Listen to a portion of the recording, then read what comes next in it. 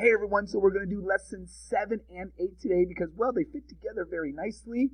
And 2, they both work on simply processing that number line. So positives and negatives, not just your positive numbers. What a lot of students confuse is they just see a 27 and they'll think that it's the same as a negative 27. Now, even though they know one's positive or negative, when they order it, it's tougher to process who's bigger and who's smaller. Yeah, so we'll show you what we're talking about here. So we've got something we refer to as absolute value, all right? So we can see it right here. Absolute value is the distance from 0. And that's it. So it's simply how far away are you from 0 on a number line. And we use it to help us out here because when we're putting things in order, what we've got boxed in here is key. And we're going to start right here. So the number that is the least would be furthest to the left.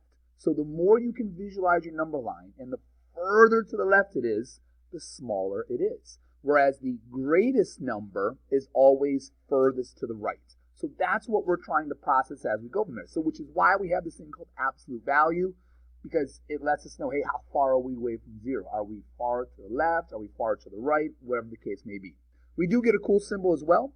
Absolute value bars are 2 lines that go straight up and down. They go a little bit above the number and a little bit below the number. So this would say is the absolute value 4. So in other words, how far away is 4 from 0? Well, it takes 4 spots.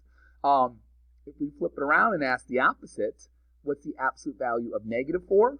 Well, if you're at negative 4 and you're trying to get to 0, it's still 4 units away. People, it's a distance, so it is going to be positive. Is it always positive? Yes, because it's a distance. So, let's see here.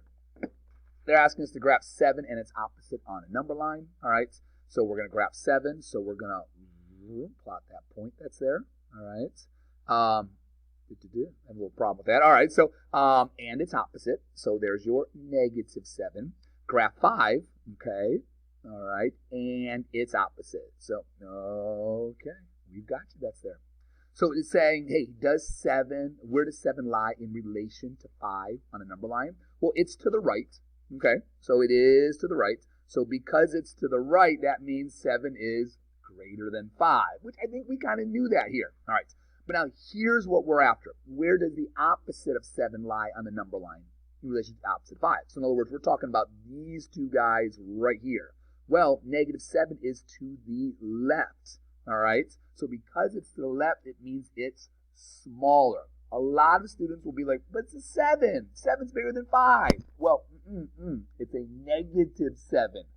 So it is further to the left than that negative 5 is. So that's what we're watching for regarding as we go through these.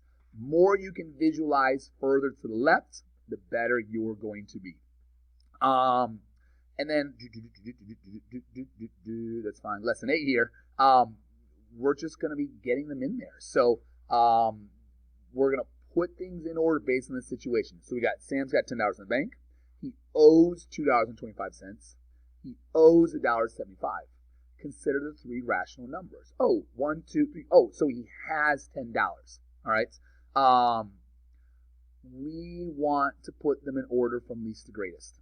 So because we're owing money, this is a negative $2.25. We owe, so it's a negative $1.75. And we have this amount, so it's a 10. So positive numbers are always bigger than negatives because they're further to the right. And then I'm trying to figure out who's furthest to the left. Well, in this particular case, it would be the negative $2.25. So, notice I just didn't go least to greatest. I know you have to be here, and I know you have to be here, so I'm going to drop you here. So kind of keep that in mind as you go through them. But that's what we're looking at here. So let's look at question 2. We got bills. We got bills to pay, people. All right. That means we owe money. So negative $38.12. We owe them. So it's a negative $67.05. And, we're getting a tax refund. So that's money coming back to us. So that's a positive amount. All right.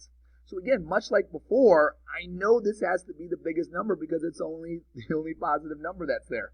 And then again, when I'm thinking about the smallest, I'm thinking about who's furthest to the left. All right. So furthest all the way to the left, well, that's going to be that negative $67.55, which means the negative 38.12 has to be in the middle. All right. Oh, thank you. Yeah, but that's what we're keeping in mind as we go through these problems is, like I said, don't always just a lot of times it's easier to find the smallest, find the biggest, and then worry about who's in the middle that's there. Okay? But let's see. Okay, let's finish with one more. Let's finish with question number 6 here. Arrange the following order from least to greatest. All right, so for example, 0. Okay, I know 0 is going to separate my positives and my negatives.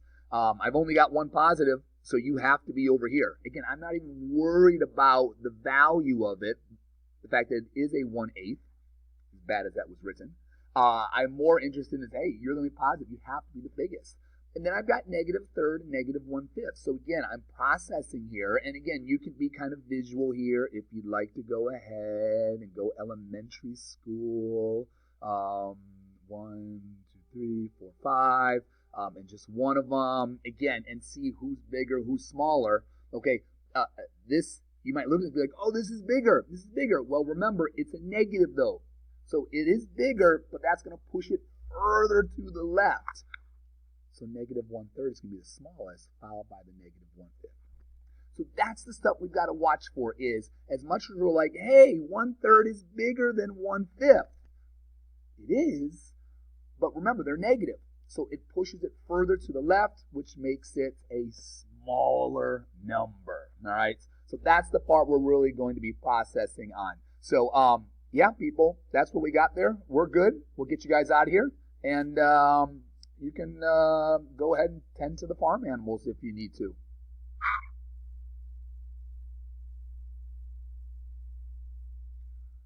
Uh-oh, I lost the recording that's here.